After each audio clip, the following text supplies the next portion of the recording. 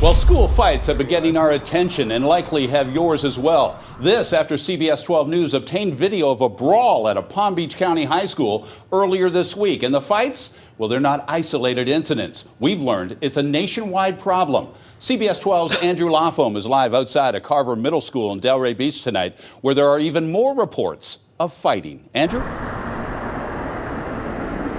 Hey, good evening, Thomas. So I talked to the parents of a girl who say that she won't be coming back here to Carver Middle School when school comes back after spring break because the fighting here has gotten so out of hand.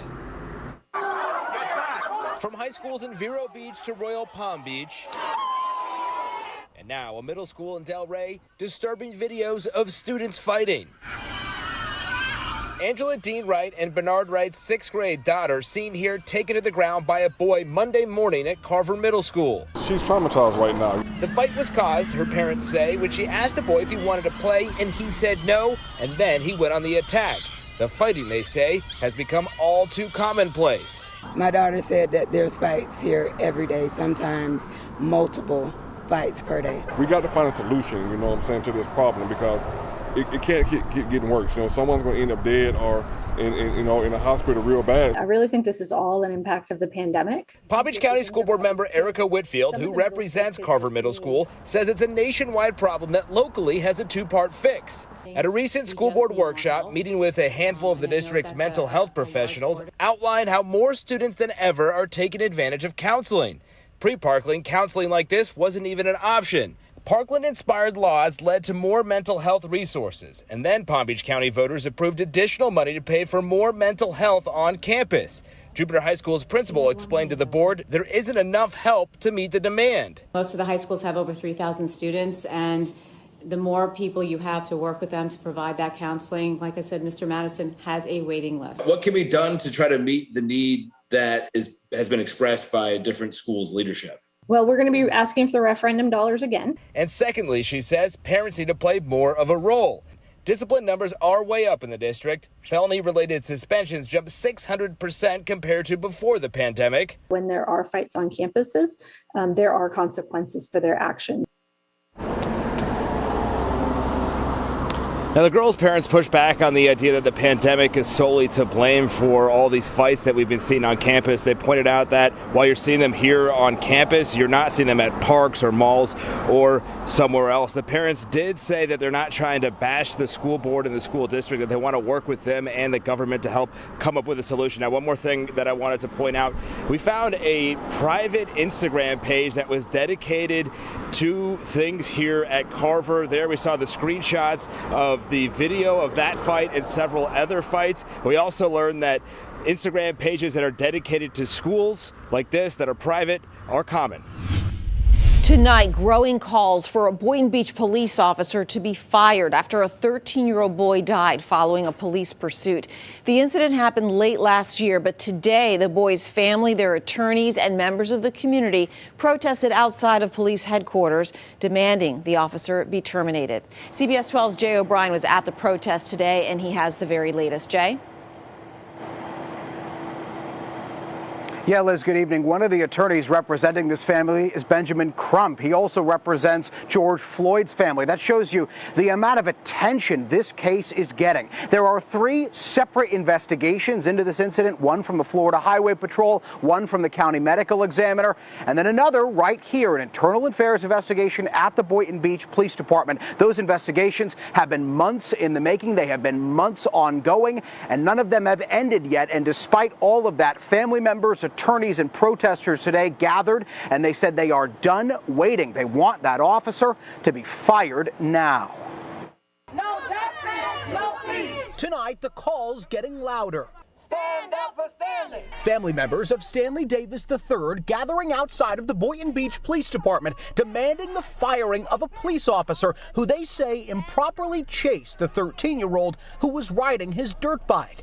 Lawyers for the family identifying that officer as Mark Sohn, a 20-year veteran of Boynton Beach PD. He has terrorized black people in Boynton Beach. Attorney Ben Crump is representing Davis's family in a planned lawsuit against the city and the police department, alleging Officer Sohn has a history of dangerous police chases. Looking at his history, I mean, he has a horrific history. There seems to be a pattern.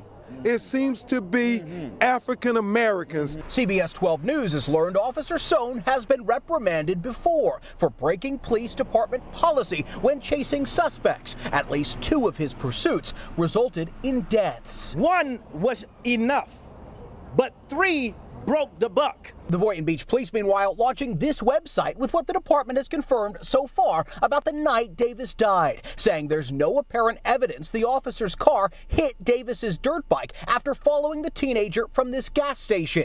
The police department saying the 13-year-old instead lost control during the pursuit and hit a curb. But there's no video of the incident because the police cruiser didn't have a dash cam. There should be no more pay. Davis's mom, meanwhile, telling CBS 12 News she wants justice and can't shake the image of her teenage son lying dead in the street. I go to sleep and relive going there vividly.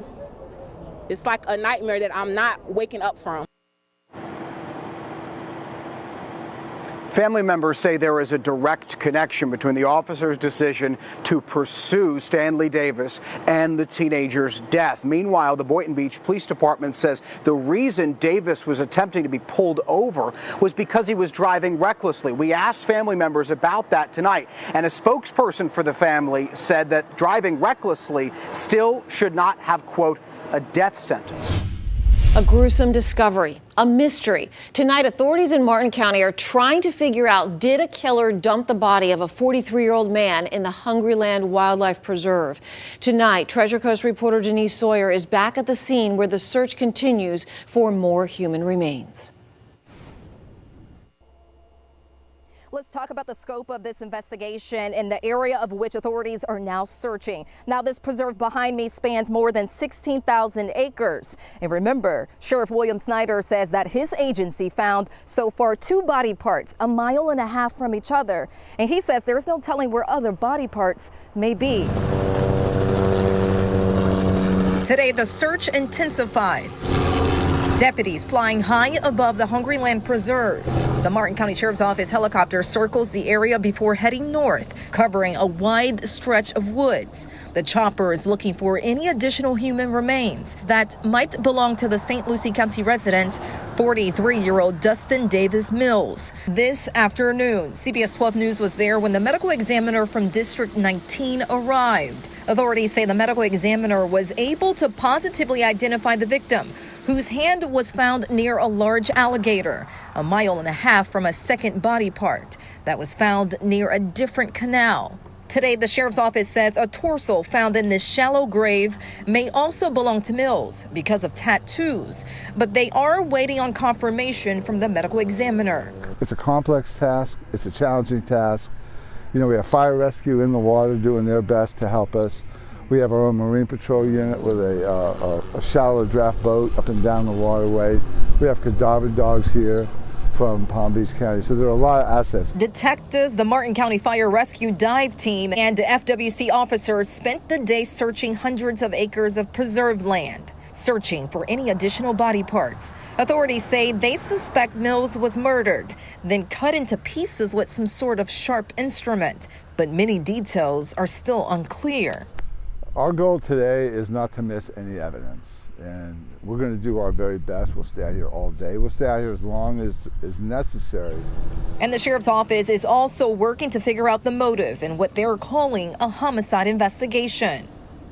Now, the sheriff says it does not appear as if these human remains have been here for a long time, so they were able to collect DNA.